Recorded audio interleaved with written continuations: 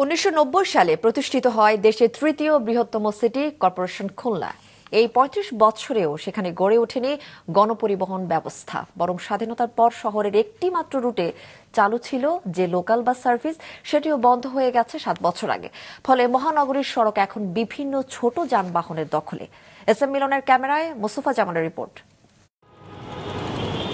সড়কে বিশৃঙ্খলা এখন খুলনা মহানগরীর নিত্যদিনের চিত্র, যেখানে সেখানে ইজি বাইক, মাহেন্দ্র আর সিএনজি চালিত অটোরিকশার পার্কিং আর যাত্রী ওঠানামার ফলে প্রতিনিয়ত অনিরাপদ হয়ে পড়ছে নগরীর সড়ক। কোনো গণপরিবহন না থাকায় প্রতিনিয়ত বাড়ছে এসব ছোট যানবাহন, যার অধিকাংশই অনিবন্ধিত। অন্যদিকে পথ চলার নিয়ম সম্পর্কে ধারণা নেই এসব চালকদের, ফলে ঘটছে দুর্ঘটনা। জীবনের ঝুঁকি বাড়ছে যাত্রীদের, আর সড়কে তৈরি হচ্ছে অযাচিত যানজট। এই রোডে ৩২ খান টাউন সার্ভিস চলতো, বিআইটিসি চলতো ৭ খান। আজকে দেখেন একটা টাউন সার্ভিস নাই। আপনার পুরো শহরটারে একদম নোংরা করে ফেলায় গ্যাদারিংয়ে। গাড়িগুলির অ্যাক্সিডেন্ট হয় বেশি ইজি বাইকের জন্য। এই শহরে এত গাড়ি প্রয়োজন হয় না, জনগণের চেয়ে বর্তমান গাড়ির সংখ্যা বেশি। আইন শৃঙ্খলাও বর্তমান ঢিলাঢালা, আগের মতন তোড়পাড় নাই। নগর পরিকল্পনাবিদরা বলছেন, জনবান্ধব নগরীর অন্যতম শর্ত যে গণপরিবহন ব্যবস্থা ও সড়ক নেটওয়ার্ক খুলনাতে তা অনুপস্থিত।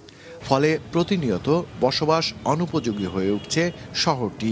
পাবলিক ট্রান্সপোর্টটা সেফ হতে হবে, এফিশিয়েন্ট হতে হবে এবং গুড টাইমের মধ্যে যেন মানুষকে তার কাজে পৌঁছায় দেয়, যেন একজন মানুষ তার পূর্ণ এফোর্ট দিয়ে কাজ করতে পারে। তো পাবলিক ট্রান্সপোর্ট যদি ভালো না হয়, তখন মানুষের ফ্রিকশন তৈরি হয়, মানুষের মনে মেজাজ খারাপ থাকে এবং খরচের ক্ষেত্রে চিন্তা করে, টাইমের ক্ষেত্রে চিন্তা করে, যার ফলে অফিসে যে সে হয়তো পূর্ণ সময়টা দিতে পারে না, যেটা জাতীয় ক্ষতি। গণপরিবহন নেটওয়ার্ক না থাকায় মহানগরীর অর্থনৈতিক কর্মকাণ্ড বাধাগ্রস্ত হচ্ছে বলছেন অর্থনীতিবিদরা।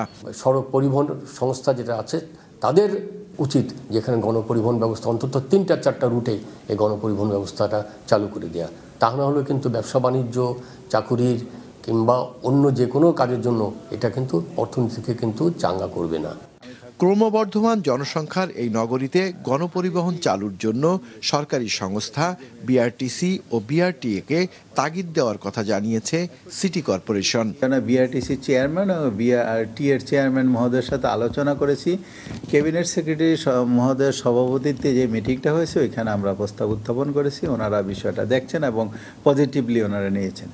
হিসেব বলছে, নিবন্ধিত অনিবন্ধিত মিলিয়ে খুলনায় 3 চাকার সিএনজি, অটো, মাহেন্দ্র এবং ইজি বাইক আছে অন্তত 22,800টি, যার মধ্যে 1,300 ইজি বাইক চালককে সম্প্রতি প্রশিক্ষণ দিয়েছে কেসিসি।